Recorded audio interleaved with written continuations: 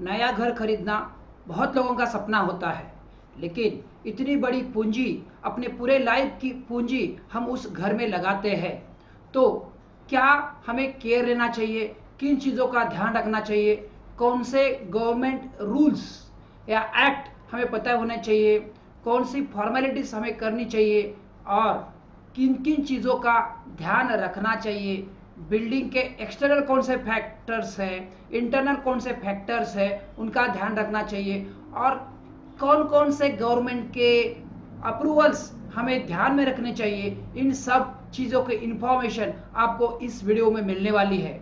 तो ये वीडियो पूरा अंत तक देखें तो आपको पता चलेगा कि नया घर खरीदने के लिए हमें किन किन चीज़ों पे गौर करना चाहिए या ध्यान रखना चाहिए।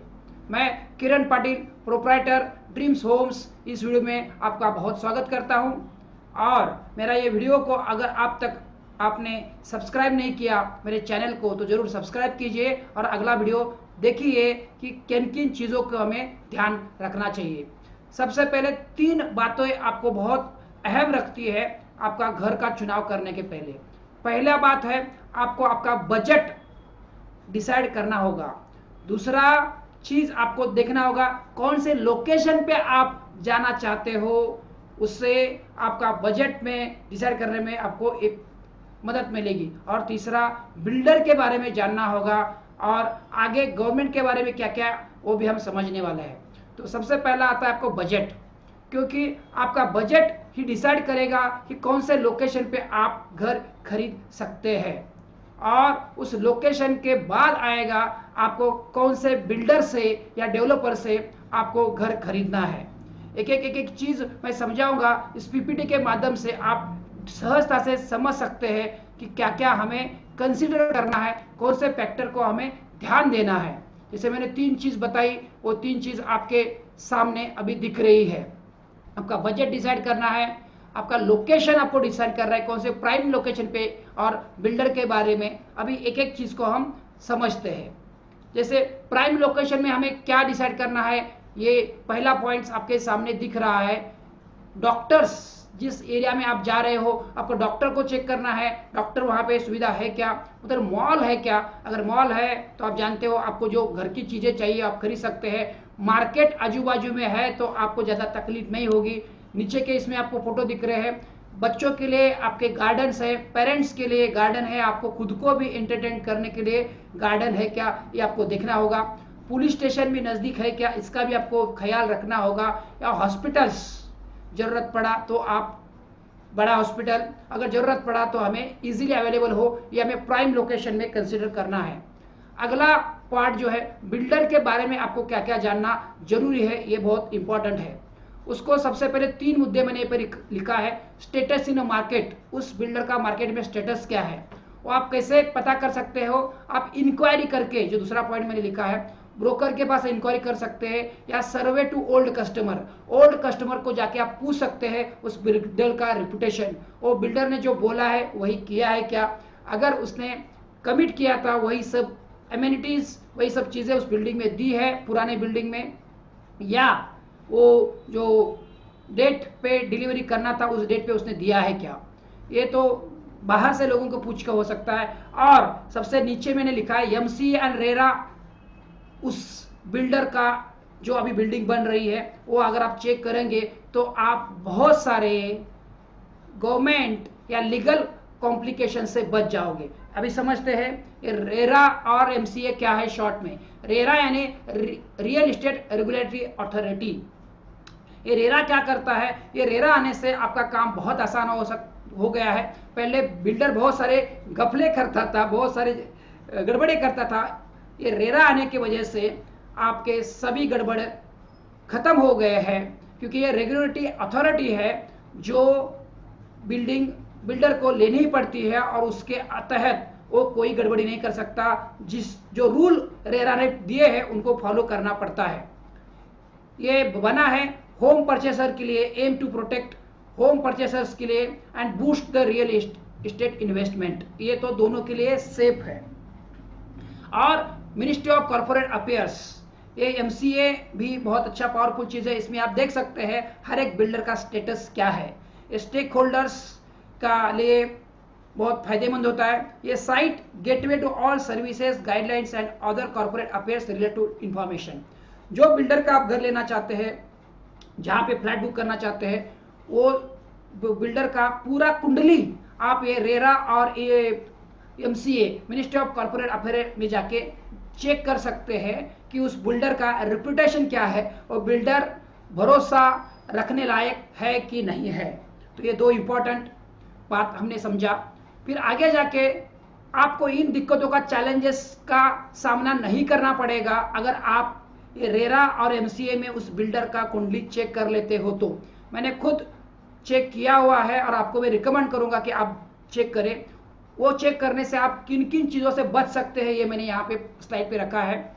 वो ज़मीन जो है जिस पे बिल्डिंग बन रही है, वो फार्मर की है या रेलवे स्टेशन की है या गवर्नमेंट की है या पर्सनल किसी से बनवाई रही है या फॉरेस्ट में है या एग्रीकल्चर है या इसको CLU, change of land use, ये जो भी है आपको क्लियरली पता चलता है।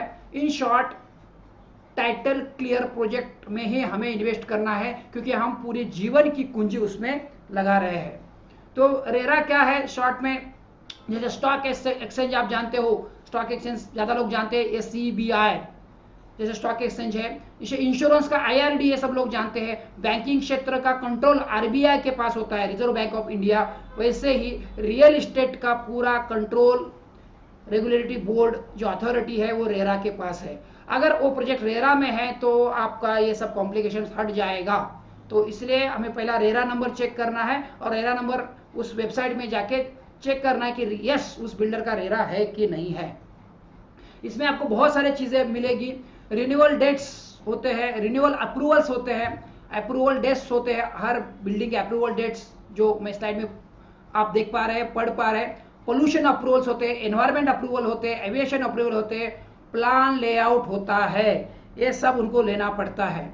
और दो चीज सर्टिफिकेट आप चेक कर सकते हैं। ये जो दो सर्टिफिकेट होते हैं, ये जो लोकल जो प्लान होता है, लोकल जैसे सिडको, जैसे मुंबई है या कुछ सिटी होती है उसमें सिडको या म्युनिसिपल कॉर्पोरेशंस होती है, तो वहां से ये सर्टिफिकेट मिलता है। कमेंसमेंट सर्टिफिकेट उसको बोलते हैं CC, एंड दूसरा होता है OC। ये क्या है हम समझते हैं। कमेंसमेंट सर्टिफिकेट मैंने यहाँ पे लिखा है, प्रमोटर को या बिल्डर को अपना काम स्टार्ट करने के लिए ये सैंक्शन लेटर होता है। मतलब वहाँ का जो लोकल बोर्ड है वो उन्हें परमिट करता है वो बिल्डिंग बनाने के लिए। ये स्टार्टिंग वाला फेज होता है। ये देना पड़ता है बिल्डर को, रेरा को, तो ही रेरा उसको सर्टिफिकेट देता है। तो अगेन रेरा है तो ये उसके पास CC पहुंच गया है। और उसके बाद जब हम ऑक्यूपेशन सर्टिफिकेट बोलते हैं, ये हमें चेक करना है। इंपॉर्टेंट डॉक्यूमेंट है, जो बिल्डर ने जो कमिट किया है उसके हिसाब से उसने बिल्डिंग बनाई है कि नहीं बनाई है। ये अगेन वो जो लोकल अथॉरिटी है वो देती है बिल्डर को, OC। तो ये दोनों चीज़ हमें ध्यान रखना है, हमें चेक करना है उसमें जो दिया है वही अगर है तो अपने लिए सेफ है, उस बिल्डर के पास हम जा सकते हैं। तो CC OC याद रखिए। और हम क्या चेक कर सकते हैं, ये तो गवर्नमेंट का हो गया, बट हम भी तो ऐसा नहीं है कि अंधेपन से जाके हमने बिल्डिंग ले लिया, क्योंकि हमारी भी कुछ जिम्मेदारी है। घर हम खरीद रहे हैं, हम जाके रहने वाले हैं। गवर्नमेंट ने अपना काम कर लिया है, बट हमारे पास भी भगवान ने ये 5 दिया है, आंख दिए है, कान दिए है और बाकी सब। तो हम भी क्या चेक कर सकते हैं, बिल्डिंग का कुछ एक्सटर्नल पार्ट चेक कर सकते हैं और इंटरनल पार्ट चेक कर सकते हैं।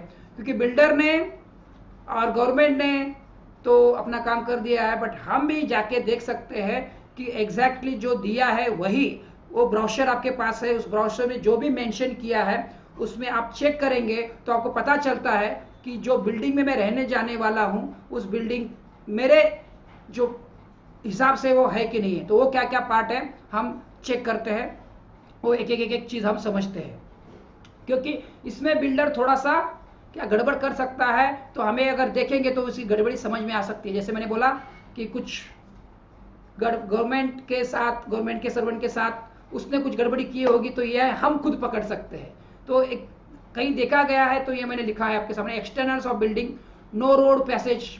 अगर बोला है कि पैसेज देता हूं और पैसेज नहीं दिया है तो आपको पैसेज चेक करना है कि जैसे पैसेज उसने दिया है वैसे ही पैसेज आएगा। Limited common area, common area बोलेगा अरे बहुत बड़ा दे दूंगा, और बाद में पता चला कि बहुत ही लिमिटेड कॉमन एरिया दिया है, लिमिटेड पार्किंग स्पेस दिया है। बोला था कमिट करते वक्त सबको पार्किंग स्पेस बोला था और वो लिमिटेड पार्किंग स्पेस दे दिया है। तो ये जो चीजें हैं हमें खुद चेक कर हम सकते हैं। नो किड्स प्ले एरिया, अगर उसने प्रोजेक्ट में लिखा है किड्स एरिया दिया है तो किड्स एरिया आपको चेक करना है। क्लब हाउस जैसे उसने बोला है जितना स्क्वायर फीट का बोला है वो हम चेक कर सकते हैं। और पावर बैकअप जिसने वो लिखा है उसके ब्राउज़र पे हम वो चेक करेंगे तो हम वो बिल्डर को पकड़ पाएंगे।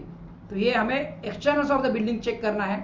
इंटरनल ऑफ बिल्डिंग हमें क्या चेक करना है, हमारा खुद हम ही सेफ्टी कैसे लगेंगे तो ये चेक कर सकते हैं। इलेक्ट्रिकल फिटिंग्स जो उसने बताया है, जिस कंपनी के फिटिंग्स उसने बोले हैं वही सी फिटिंग्स का उसने दिया है क्या। इलेक्ट्रिकल केबल्स उसने जो मेंशन किया है वही केबल्स है क्या। फायर एक्सटिंग्विशर उसने बिल्डिंग में लगाया है क्या। लिफ्ट हम चेक कर सकते हैं लिफ्ट उसी ब्रांड का है क्या। फैंस एंड लाइट्स जो उसने बोला है क्योंकि वो ब्राउज़र में लिख के देता है उसी ब्राउज़र में सब है क्या। एंड नॉइज प्रूफ विंडो है क्या, ये हम खुद भी चेक कर सकते हैं सो दैट हमारी तसल्ली के लिए पता चलेगा कि यस जो बिल्डर ने बोला है वही है, तो हम कहीं फंसने के चांसेस नहीं है।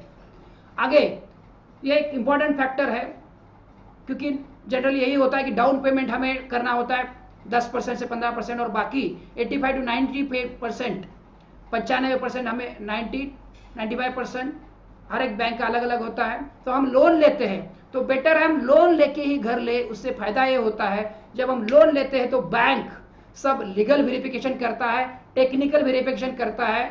और अगर हम नेशनलाइज बैंक से अगर लोन लेते हैं तो और ज़्यादा सेफ है क्योंकि वो पूरा का पूरा छानबीन करके ही आपको लोन देती है। उसके पहले अगर उस बिल्डिंग में कुछ भी गड़बड़ी है जो हमने अभी देखा तो वो लोन नहीं देती है। तो you will be more safe, आप बहुत ज़्यादा सेफ होंगे अगर आप नेशनलाइज बैंक से लोन लेते हैं तो।